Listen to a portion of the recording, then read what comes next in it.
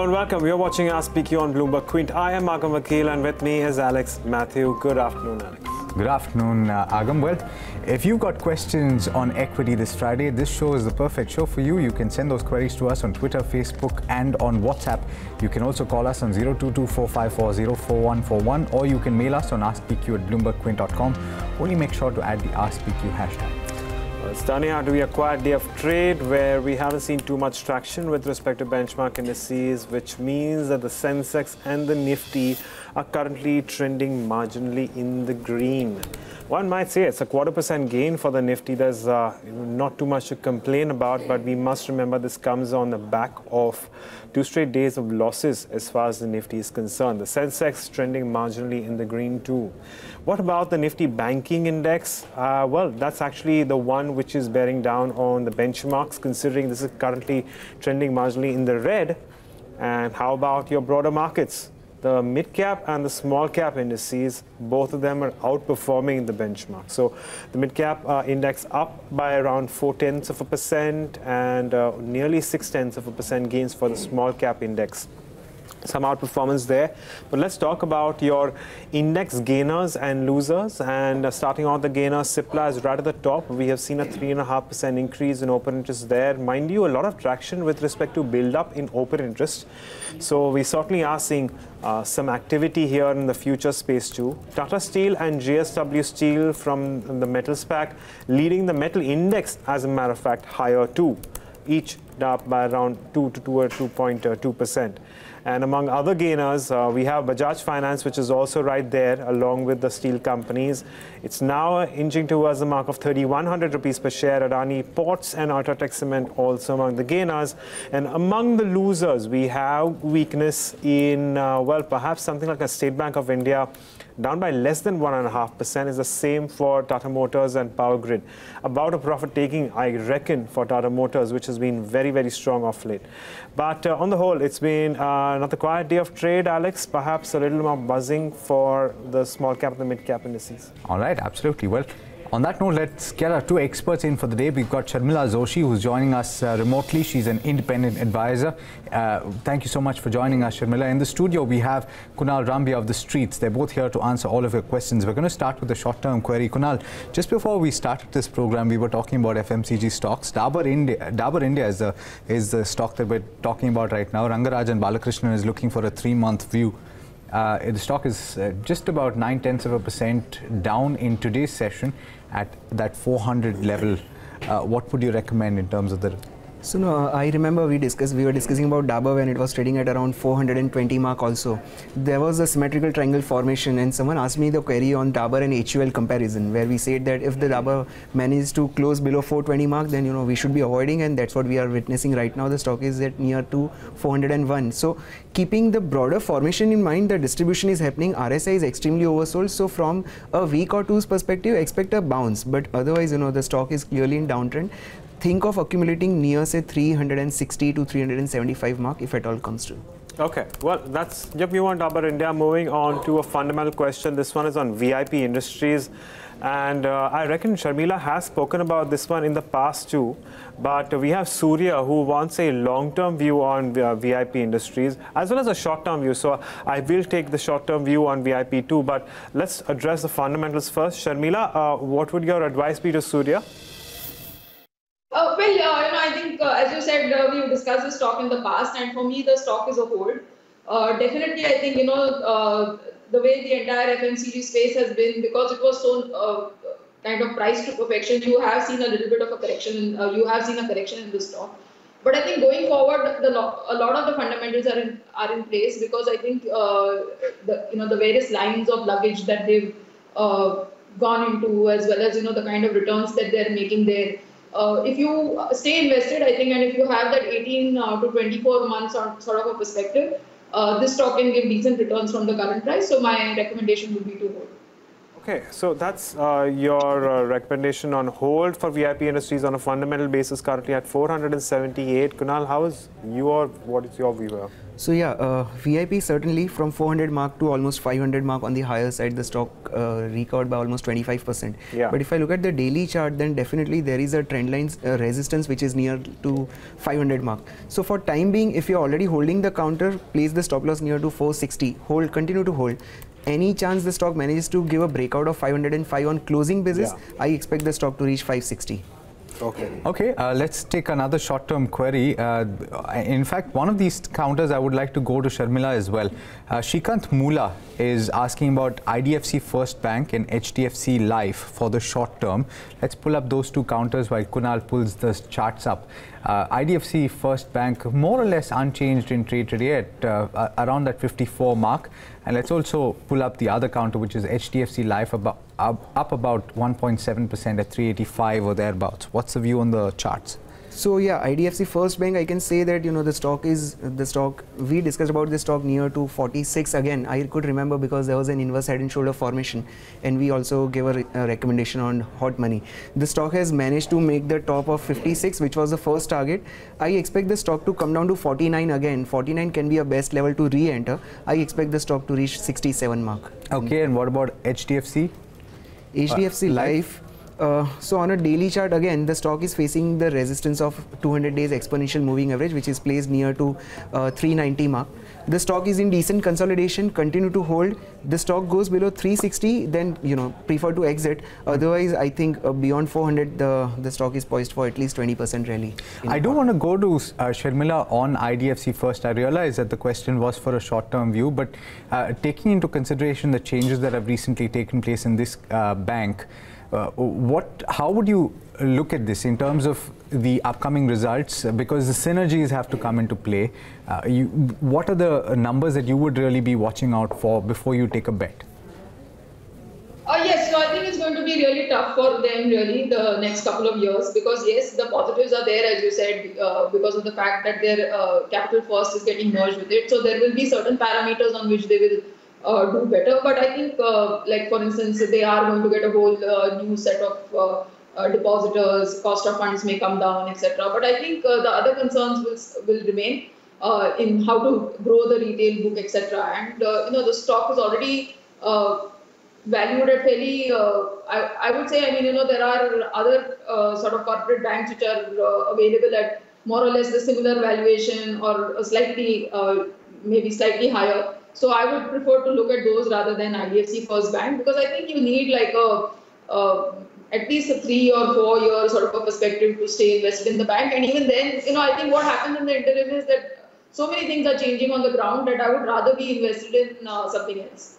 All right, so Sivakumar, that answers your question. So I understand, Sharmila, you're talking about the blue chip counters here, Axis and the ICICIs of the world?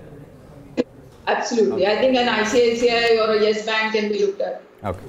Okay, well, we move on and take an intraday view from Manikant, and he wants an intraday view on DHFL. Of course, that also has been buzzing today. And can we take a look at where it's currently standing at? Okay, at 159.7 to be precise. It's gaining up 7.3%. Any chance of profit booking here, Kunal? Right. So on 6th of March, the stock made a high of 162. On hourly chart, the stock is forming cup and handle formation. The breakout was at 157. The stock managed to make a high of, again, the 6th of March, the same high. By any chance, the stock manages to cross 162 again, expect 168 in a day itself, or else this can be a profit booking zone. Okay, we've got a couple more short-term queries. In fact, a lot of our viewers seem to be looking at short-term. In case you guys have questions on fundamentals, we're more than happy to take them as well. This one is from Ridish Shah. He's got two counters that he wants to know about, Dwarikesh Sugar and Bhansali Engineering for the next 2 to 3 months. Let's pull those two charts up. First, Dwarikesh Sugar, which is currently trading about close to 4% higher, 30 rupees. And let's also pull up Bhansali Engineering while we're at it. more or less unchanged, about 0.1% higher at 70.3. So Dwarikesh Sugar, certainly yes, the stock is clearly under consolidation. If you ask me about the formation, it's a inverse head and shoulder formation which is getting formed. The neckline, or say the trigger for the counter, would be at around 33. Above 33, I expect the stock to rally by at least 15 to 20%. Meanwhile, the consolidation, you can think of adding the counter near to 28 mark. Okay, there's one more. There's Dwarikesh Sugar as well. Let's also talk about Bhansali Engineering. There's Bhansali Engineering as well, the second counter. Yeah, so if I look at the Bhansali Engineering formations, the stock is laggard. The way other steel counters have come up, this stock is not really participating in the entire metal rally for time being.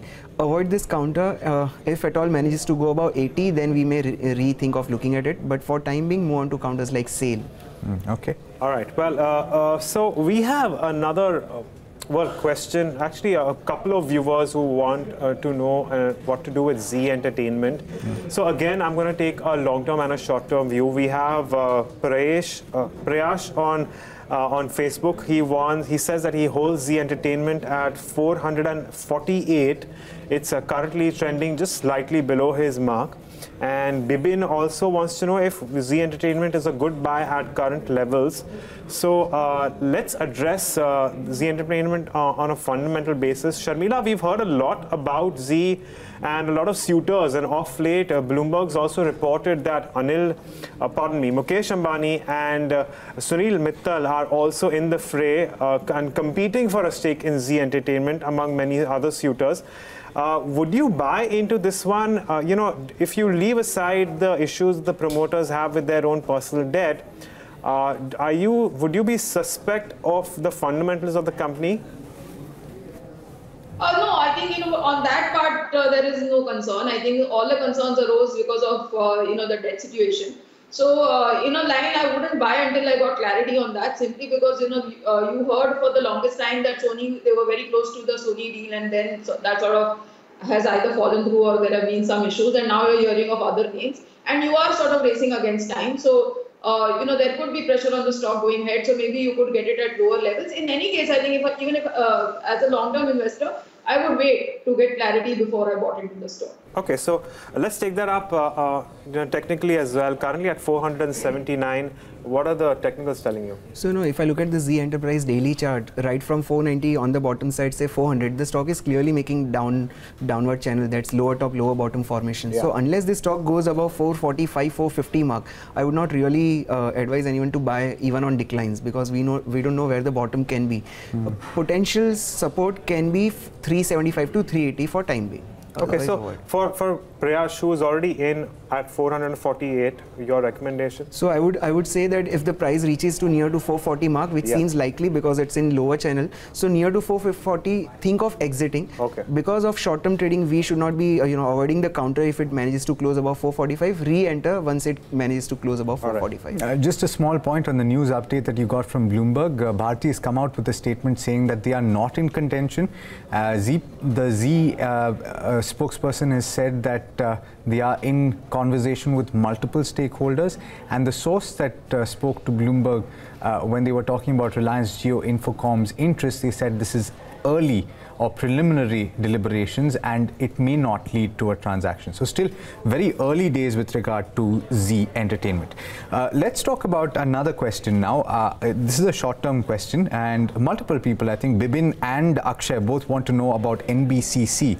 So let's pull it up. Akshay seems to have taken a position. He's bought at levels of 103, so he's making a bit of a loss. The stock is currently trading around 62. Bibin seems to be asking for a target and seems to be asking whether or not it makes sense to enter this point. What would you say with regard to the levels? When I come to NBCC daily chart, right from September till now, the stock is under the broader consolidation pattern of the range is 68, 70 on the higher side, and on the lower side is 50. Right now also the stock managed to reach the same resistance zone of 70 and it came down. I am very positive on the counter. I'm expecting this consolidation I'm expecting the consolidation to continue for a month again. But by any chance, the day the stock gives a closing beyond 70, this stock is poised for at least 120 in couple of quarters. All right. Well, from there on, we move on to a question from Mahadevan, and his question is, is Godrej Properties still a good bet at current valuations? Now, the reason I'm smiling is because it's trading at lifetime highs. So it's probably going to be tough for even Sharmila, and this is only my guess, to take a call on valuations, but I'm going to toss it over to Sharmila anyway. Sharmila, currently at 953, 954. Your take on valuations and perhaps as a prospect for the long-term investment too, Godrej Properties, how does this look? Well, in the real estate play, there would be very few stocks that I like. I've always preferred to, really buy the paint companies or, the plywood companies. But I think within the names that I like, Godrej Properties does figure in that. But the stock has run up, apart from the fact that it's run up today because it's news based. In general, I think, it's done much better than the rest of the stocks within that space. So yes, I think it's better to wait right now. I don't think you should really enter. Maybe, hopefully, you will get a dip and maybe you could relook at it at that point in time. But yes, definitely keep it on your list because I think within the real estate names, this is definitely a name that you could look to add to your portfolio. 3-month gain of about 40.5%, most of that gain coming in the last month or so, perhaps less than a month even. Updates with regard to the sales of properties that they've done in the fourth quarter, as well as outlook for margins, are looking rosy for for Godrej Properties. Let's talk about a more general question now. Sharmila, this one's for you. You've spoken about a few names. You've talked about a couple of corporate-facing banks. You've named ICICI Bank. You've named Yes Bank. Ashwin Singhvi is asking for your top 5 picks based on fundamentals for the very long term. Now he's talking about 20 years. Obviously, you would have to look at these investments on a time-to-time basis. But as things stand right now, how do you see, or what are your top 5 picks? So restricted to banking and NBFCs, is it? Oh, generally, what are your top 5 picks? Okay, I think then it's fairly simple. I think definitely you need to have one bank in there, and I think if you're looking at a 20-year sort of a perspective and you want to play it safe, HDFC Bank could be a name to look at. I think that could be one name. Then I think you need to definitely have one name from the IT sector. At the current moment, I prefer an HCL Tech or a Tech Mahindra versus the other larger IT, simply because the valuations are cheaper. But if you again have that 15-20 year horizon, I think any of these would do. Then you definitely need a top-line FMCG name in that list. So you need to have either an HUL or an ITC. Within the mid-cap basket, I like a Dabur at this price. But from a 20-year perspective, I think you can even look at an HUL. So that would be stock number 3. Then I think you need to definitely have a pharma play. Here, I think things become a little tricky. But again, I think, let me stick my neck out and I say that probably Sun Pharma could be a stock that you could look at. Yes, of course, keep revisiting it and hope that nothing else sort of pops up. So I think that would be stock number 4. And then I think you need one stock either from the cement space or from the capital goods space. So from the capital goods space, I'd go with the Larsen. And I think that's it. I think cement, I'm a little confused at this point in time. Maybe an Ultratech or maybe one of the South-based cement companies. But this would broadly be the way I would look at it from a 20-year perspective. Okay. All right. Well, on that note, let's also take a look at Wipro, and we'll start having IT earnings coming through next week on. But Wipro is something that Manikant is looking at, keeping in mind the April series. So he wants a view here. It's a relatively shorter-term view, and of course, the April series comes to an end on the 25th of April. That's the horizon we have, Kunal. Or what would your view be? So now, if I look at the daily chart, because we want the only monthly view, so I'm looking at the daily chart. On 7th and 8th of March, there was a gap down open on the counter, and the gap was of 268 to 265. Now, after that, the stock was under consolidation. So if I look at the pattern formation on intraday charts, it's clear inverse head and shoulder formation. Neckline is placed at 265 to 268 mark. By any chance the stock manages to close about 268 for a day, I expect the counter to give an expiry near to 280.85. Okay. Agam, you're going to have a very busy week next week. Yeah, it's going to be a very busy Friday considering both Infosys and TCS come out at the same day and the same time. Yeah, so you're all set? Yes, absolutely ready for it. All right, well, let's take another question. This one's for you again. We're talking about Sai Vikas's question. He's got a question on PNB's April series, again a short-term view. Let's pull up the chart and see where it's currently trading, just around 92.5. And we spoke about the public sector banks, didn't we? I'm extremely bullish on the entire sector. We were discussing about PNB. You know, so when there was a consolidation breakout, these banks did fantastic. We got very good returns in very short span of time. But for time being, I think, you know, that retesting of that breakout zone is happening in most of the counters. So PNB is not an exception. I expect the counter to reach, say, around 88, 87 mark. That can be a very good buy again, keeping in mind the stop losses and the target. Near to 88, think of accumulating and expect the counter to reach 120 mark in couple of quarters. Okay, well, let's move on and take a view from Tejeshwar, and he wants a view on Supreme Petrochem. Well, I reckon this is a fundamental question, but I mean, there's been no mention. Currently at 219, it doesn't look like a very liquid counter, but it is in the petrochemicals business, as the name seems to suggest. Sharmila, your view here, if you track this one, Supreme Petrochem?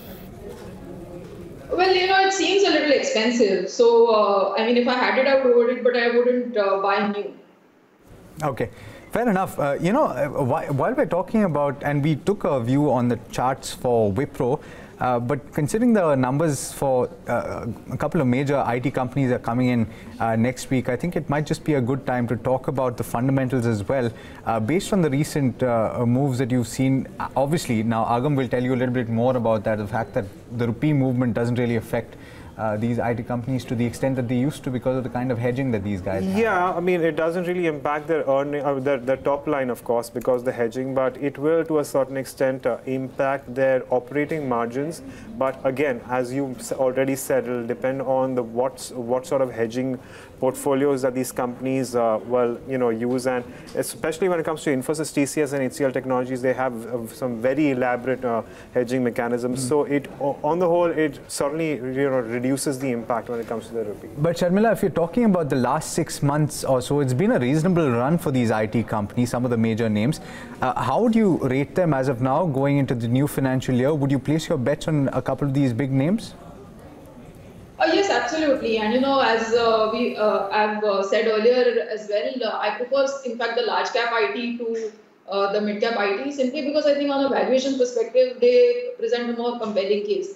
And if you typically look at an HCL Tech or a Tech Mahindra, and Agam can also add there, I think, you know, the kind of order wins that they've had, as well as, you know, the verticals that they're present in, as well as the valuations that they're trading at, to my mind, you know, they look more attractive than an Infosys or a TCS. But yes, I think it's better to go with a larger business with different verticals, because I think you will be able to sort of sustain these currency moves, etc. better, since we are getting into that zone where rupee is appreciating. So it is, I think, even from that perspective, safer to be in a large cap IT. All right. Well, incidentally, we have one more question on information technology, and it's something that I've written a lot about of late. It's on Mindtree. We have Melvin, who says he holds Mindtree at 480. Should I hold or book profits? Well, Melvin, I can tell you this, that, I just wrote an article very recently where, we were questioning whether or not 980 rupees per share was a fair enough price that L&T has put when it comes to its open offer. And a lot of analysts are of the opinion that that is a good price. So at 980 rupees per share, in fact, anywhere around these levels, Mindtree is valued the most. It is the most expensive stock only after TCS. So this is more expensive on many parameters. More expensive than even the likes of Infosys and Wipro and HCL Technologies. So a lot of analysts did suggest that if you don't want to tend into the open offer and wait until then, you certainly can look ahead and, well, go ahead and sell. But, let me take Sharmila's view here as well. Sharmila, how are you viewing Mindtree? What would you do with this one? Yes, as a retail investor, I think it makes perfect sense to hold on for now and wait for that open offer, or at least, wait to see how things are panning out. because I really think that retail investors don't really stand much to lose, because I think, whatever happens, their interests are sort of protected in this, because that 980 offer is on the table. So yes, I think for me it's a hold for now. Referring to that story that you wrote not too long back, 19 times FY19 price to earnings is what you've spoken about, which is pretty high compared to some of the peers in the same space, right? I believe that's all we have time for in this particular edition of Ask PQ, but I'm sure that we have a lot of questions that will come up over the course of the weekend that will occur to you. You can join us back at the same time on Bloomberg Quint, and we'll have all those questions answered. Thank you so much to both our guests today. Thanks Sharmila and Kunal for helping our viewers with all the questions that you did answer today. But remember, we're just a tweet, a post or a call away, so keep your queries coming in and we promise to address all of them through our shows. For all the previous episodes, visit our YouTube channel or website, bloombergquint.com. Stay tuned. Up next is Power Lunch. This is Bloomberg Quint.